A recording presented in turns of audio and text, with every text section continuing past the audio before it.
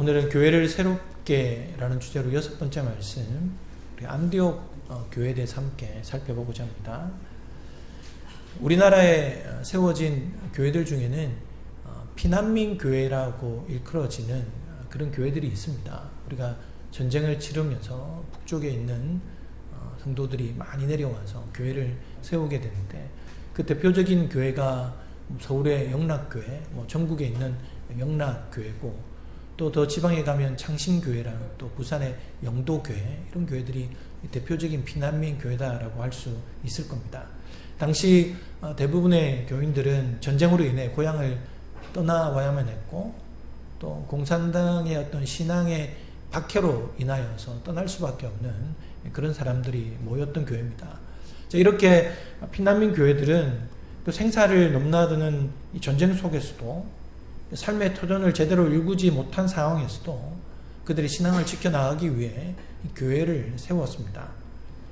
그런데 당시 이런 피난민 교회가 지역사회의 구심점이 된 교회들이 많이 있습니다.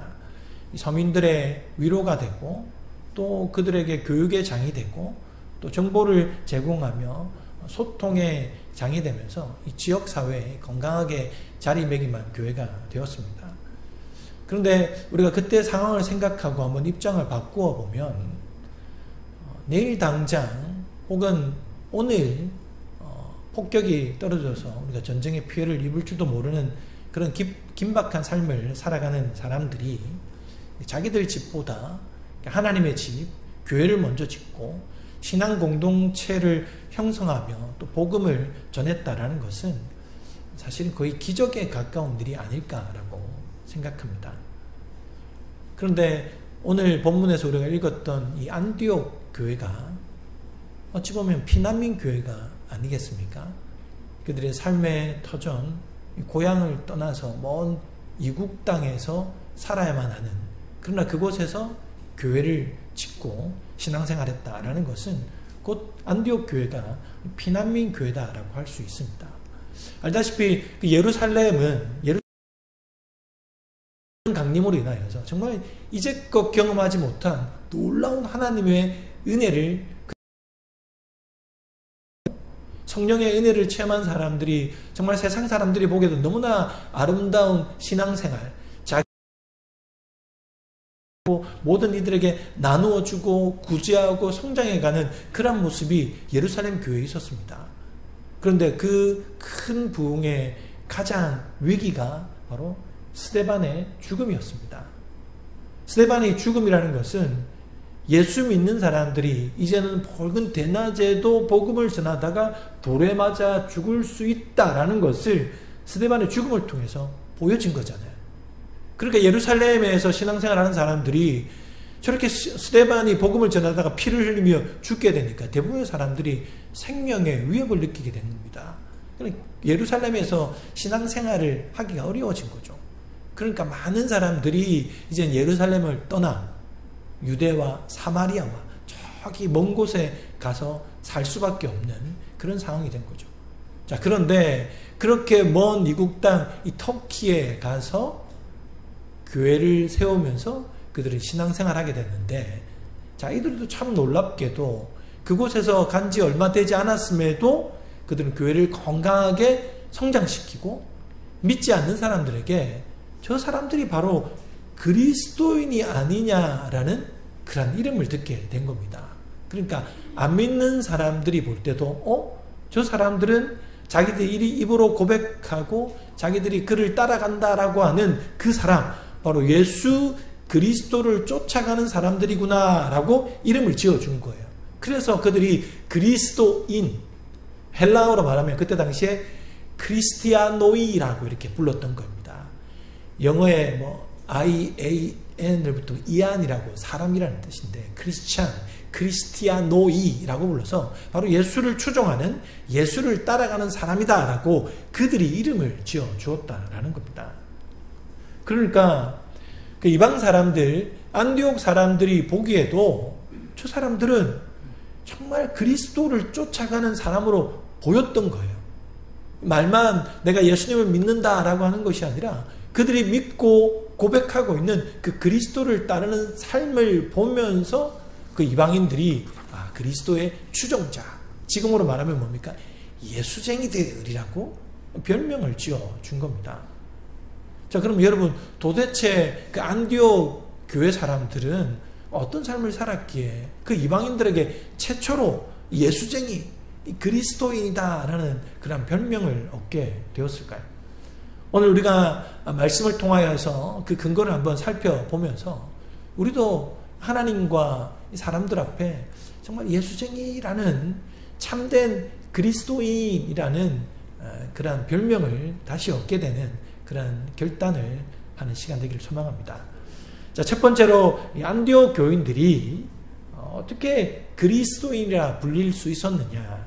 그 첫 번째가 복음을 전했기 때문입니다. 그들이 전한 복음이 뭡니까? 예수 그리스도예요. 그들이 만약에 복음을 전하지 않았다면 그리스도가 누군지도 모를 거고 이 사람들이 누구를 쫓아 살아가는지도 몰랐을 겁니다. 그런데 이들이 거기서 그리스도를 전하니까 그들이 나중에는 깨닫고 저 사람들이 바로 그리스도를 쫓아가는 사람들이구나 라는 것을 알게 된 거죠. 근데 여기서 중요한 건 뭐냐면 그들이 복음을 전했습니다. 어떻게? 자신들이 먼저 깨달은 은혜를 갖고 그 복음의 경계를 뛰어넘고 예수님을 전한 거예요.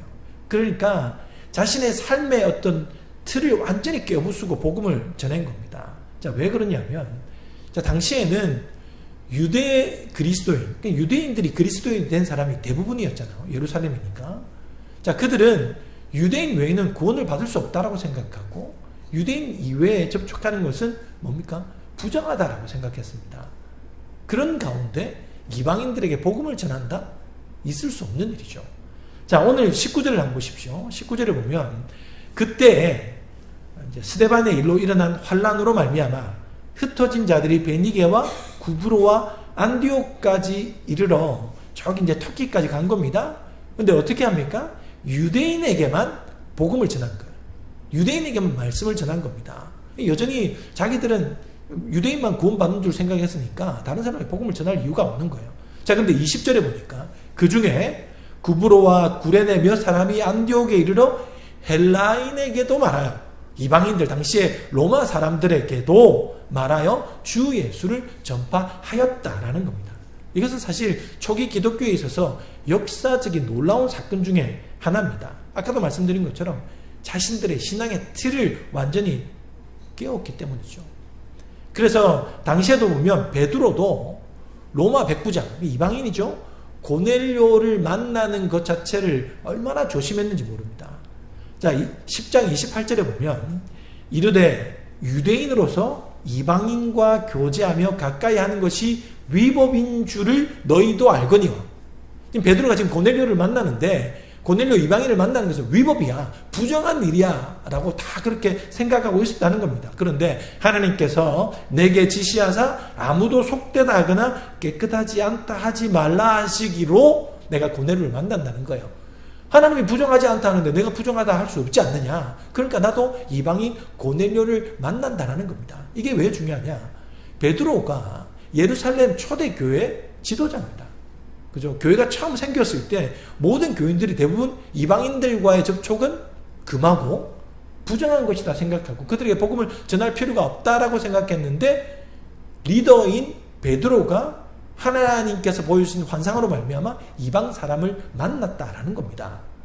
자, 그 일 후에 안디옥이라는 그 이방 땅에 새로운 그리스도인들이 생겨나기 시작했다.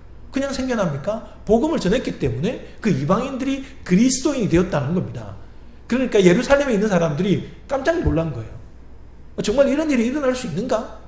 복음을 그들에게 전해야만 하는가? 라고 그들이 이제는 이슈를 가지게 된 거예요. 그래서 확인차 예루살렘 교회 또 다른 리더인 바나바를 안디옥에 파송하는 겁니다. 정말 그런 일이 일어날 수 있느냐? 자, 그래서 22절에 보니까 예루살렘 교회가 이 사람들의 소문을 듣고 바나바를 안디옥까지 보내니 그가 이르러 하나님의 은혜를 보고 기뻐하여 모든 사람에게 굳건한 마음으로 주와 함께 머물러 있으라 권하였다라는 겁니다. 실제로 바나바가 가보니까 정말 이들이 그리스도인이 된 거예요. 그래서 바나바가 이게 하나님의 은혜구나. 하나님의 은혜를 보고 기뻐해서 그래 너희들 그 믿음 그대로 머물러 있으라 라고 권면한 거예요. 그래서 이 바나바를 누구라고 성경은 칭하느냐? 성령에 충만한 사람, 신실한 사람, 착한 사람이다 라고 평하는 거예요. 성령에 충만한 사람이 거짓말 하겠느냐? 이 사람이 예루살렘 교회에 돌아와서도 그대로 보고하면 그 들었던 사람이 그래 하나님께서 이렇게 하셨구나 바나바를 통해서 깨닫게 된다라는 말이기도 합니다. 그렇게 안디옥으로 쫓겨났던 피난가야만했던 그 그리스도인들이 하나님의 복음을 부끄러워하지 않고 그들에게 복음을 전했던 겁니다. 그렇게 뒤늦게 이 바나바나 와서는 야 정말 이게 하나님의 은혜구나라는 것을 깨달았던 거예요. 자, 복음을 전했습니다. 아까도 말씀드린 것처럼 복음을 전한 그 이전에 더 중요한 것은 그들이 이것이 바로 하나님의 은혜라는 것. 내가 값없이 하나님의 복음을 받았구나. 내가 값없이 구원을 받았구나. 그렇기 때문에 이 값없이 주신 은혜를 우리만 누려서 되겠느냐? 이방인들에게도 전해서 그들이 구원에 이르도록 해야 되지 않겠느냐라는 것을 깨달으면서 그들이 복음을 전했다는 겁니다. 그러니까 복음을 전하지 않았다면, 그리스도를 전하지 않았다면 과연 그들은 어떻게 우리를 그리스도인이라 불렀겠습니까? 마찬가지로 여러분, 우리가 세상에서 너는 예수쟁이야, 그리스도인이야 라는 이야기를 듣고자 한다면 가장 중요한 게 뭡니까? 바로 그 우리가 믿고 있는 그 그리스도를 전하는 거예요. 왜 전합니까? 우리가 값없이 구원받았으니까. 예수 그리스도 말미암아 그냥 구원이 주어지는 거니까 믿음으로 영원한 생명을 얻는데 우리가 왜 이것을 전하지 않을 이유가 못 있겠냐는 겁니다. 그러니 정말 그 값없는 은혜를 전하니 그 사람들이 그 은혜를 깨닫고 영접하면서 또 주변 사람들이 야 저들이 바로 그리스도인이구나 라고 말했던 겁니다. 그러므로 여러분 우리도 받은 은혜를 전할 수 있는 그리스도인 되시기를 간절히 소망합니다. 자, 두 번째로 안디옥 교인들이 그리스도인이라 불렸던 이유는 뭘까요? 그것은 바로 지속적인 말씀 교육이었습니다. 계속해서 말씀을 받아들인 거예요. 자, 오늘 본문 25절과 26절을 보면 바나바가 사울을 찾으러 다소에 가서 만남에 안디옥에 데리고 와서 둘이 교회에 1년간 모여 있어 큰 무리를 가르쳤고 제자들이 안디옥에서 비로소 그리스도인이라 일컬음을 받게 되었더라. 안디옥 교인들이 그리스도인이라 불리게 된 가장 결정적인 이유 중에 하나가 바로 말씀이었던 겁니다. 말씀 교육. 지금으로 표현하면 제자 양육, 제자 훈련이다라고 할 수 있는 거죠. 안디옥 교인들은 이 바나바와 바울에게서 1년 동안 집중적으로 말씀 교육을 받았던 겁니다. 우리가 성경을 한번 돌아보면 이 바울이 전도 여행을 떠나면서 에베소 말고는 대부분의 지역에 오래 머물지 않았습니다. 2, 3주 머물기도 하고 그리고 몇 개월 머물 때 복음을 전할 때도 그 교회들마다 놀라운 역사가 일어났습니다. 그래서 그들이 정말 그리스도인이 되고 하나님을 찾는 구도자가 되었던 겁니다. 자, 그런데 1년이라는 시간을 사실은 이 안디옥 교회에서 바나바와 바울이 말씀을 전했으니 사실 얼마나 놀라운 일이 일어났겠습니까? 그렇게 1년의 말씀 교육을 받았던 제자 훈련을 받았던 그들이 참된 그리스도인이 되었던 거죠. 자, 그렇다면 여러분 이러한 제자 훈련의 초점이 뭐겠습니까? 당연히 예수 그리스도의 제자됨, 그리스도인으로 살아나는 그 삶, 바로 그것이 초점이 맞춰져 있었습니다. 쉽게 말하면 그리스도의 삶을 모방하는 겁니다. 여러분 우리가 제자 훈련, 제자 양육을 하고 말씀을 듣는 것이 우리 좋으라고 그냥 우리 만족하려고 하는 게 아니잖아요. 정말로 예수 그리스도에게까지 자라가기 위해서 우리는 계속해서 말씀을 읽고 말씀을 훈련하고 우리가 지속적으로 교육을 하는 것이 아니겠습니까?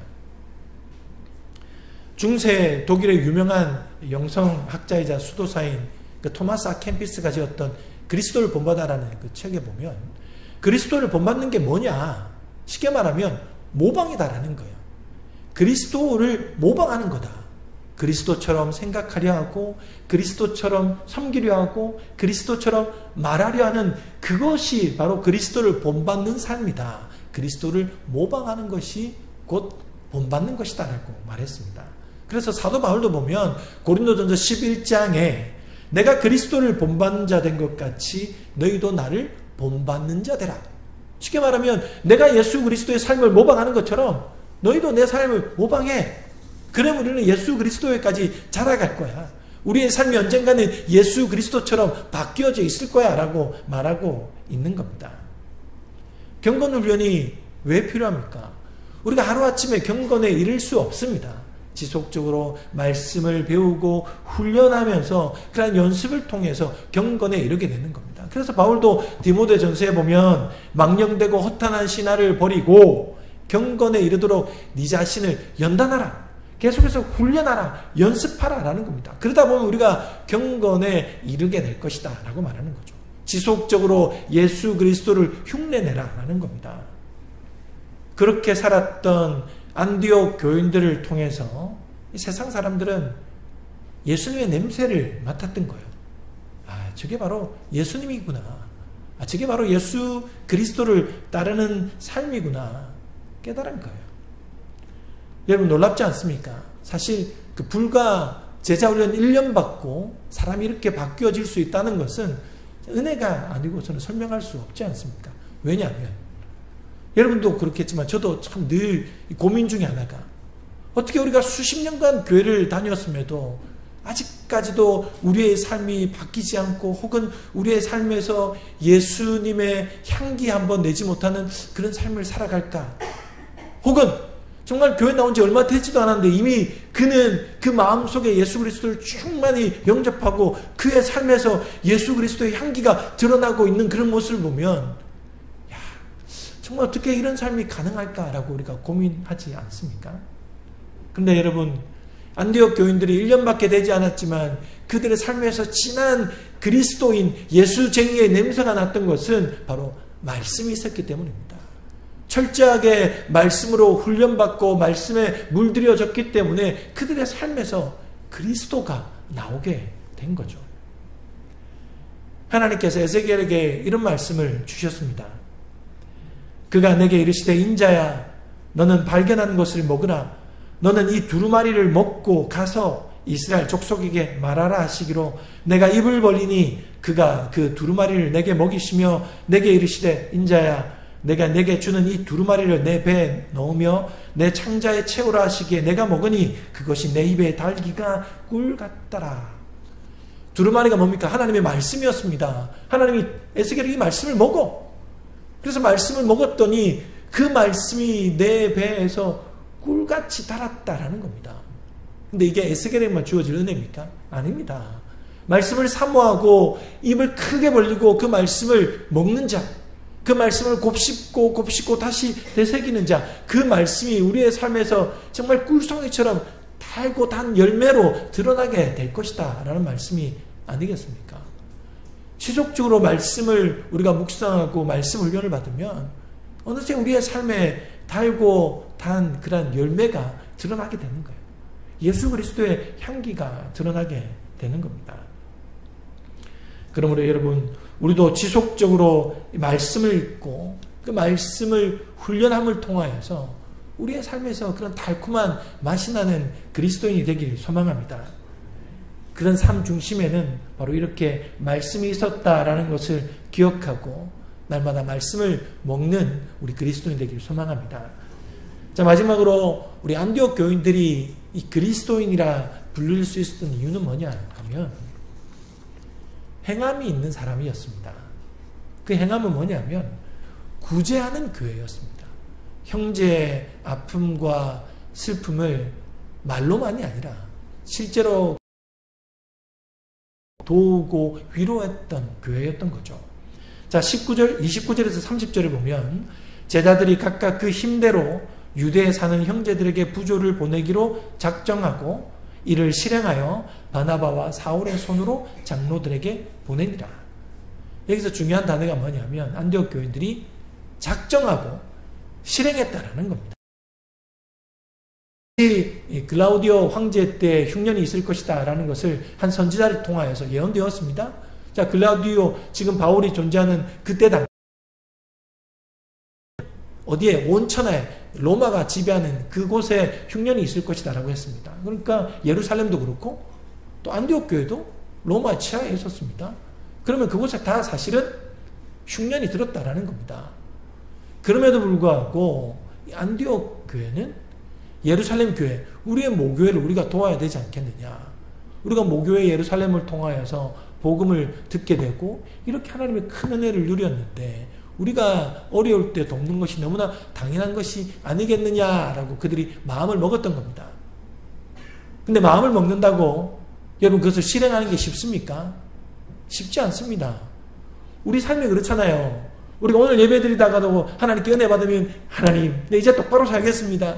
더 말씀 읽고 더 기도하고 하나님 제대로 헌금하고 내가 온전히 주의를 섬기는 삶을 살겠습니다라고 작정은 잘 하잖아요. 그런데 돌아서면 금방 우리가 잊어버리기도 하고 우리가 언제 그랬냐는 듯이 그 삶을 실행하지 않을 때가 사실 얼마나 많습니까? 안디옥 교회도 그랬을 거예요. 그 마음을 작정하고 실행하는 데는 시간적 간격이 있었을 겁니다. 자, 그러면 왜 우리만 이렇게 부담스럽게 예루살렘 교회를 도와야 되느냐? 예루살렘 교회가 우리보다 훨씬 큰 교회가 아니냐? 우리가 굳이 도우지 않더라도 어떻게 해결되겠지? 우리 거라도 제대로 챙기고 아니면 우리가 교회라도 번듯하게 지으면 되지 않겠느냐? 그런 말들이 나올 수도 있습니다. 그러나 안디옥 교회는 이 예루살렘 교회를 향한 그 긍휼한 마음을 거두지 않았습니다. 마음에 변심하지 않았습니다. 작정한 대로 그대로 실행했던 교회였다라고 성경은 기록하고 있습니다. 그래서 각자 자기의 힘대로 형편에 따라 했던 거예요. 적게 가진 자는 그 적은 것에서 일부를, 또 많이 가진 사람은 또 상대적으로 다른 사람보다 좀 더 많이 하도록 그렇게 했던 겁니다. 고린도후서 9장에도 보면 각각 그 마음에 정한 대로 할 것이요 인색함으로나 억지로 하지 말지니 하나님은 즐겨내는 자를 사랑하십니다. 마음에 하나님께서 처음에 정말 기꺼이 즐겨내도록 마음을 주셨다면 그 마음 그대로 하면 되는 거예요. 근데 그것을 두고 자꾸 시간을 두고 미루다 보면 그 즐거웠던 마음이 사라지잖아요. 인색해지잖아요. 아까워지잖아요. 그러지 말라는 겁니다. 그래서 하나님께서 작정하도록 은혜를 주셨다면 실행하라는 거죠. 안디옥 교회가 바로 그런 교회였습니다. 우리가 작정하는 것은 쉽지만은 그 작정한 것을 그대로 실행하는 것은 참으로 어렵습니다. 그래서 정말 그 작정한 것을 실행하는 사람이 그리스도인이라 불릴 수 있는 겁니다. 누가복음 10장에 보면 선한 사마리아인이 나옵니다. 우리 그 본문 말씀 우리 같이 한번 읽어보겠습니다. 시작. 어떤 사마리아 사람은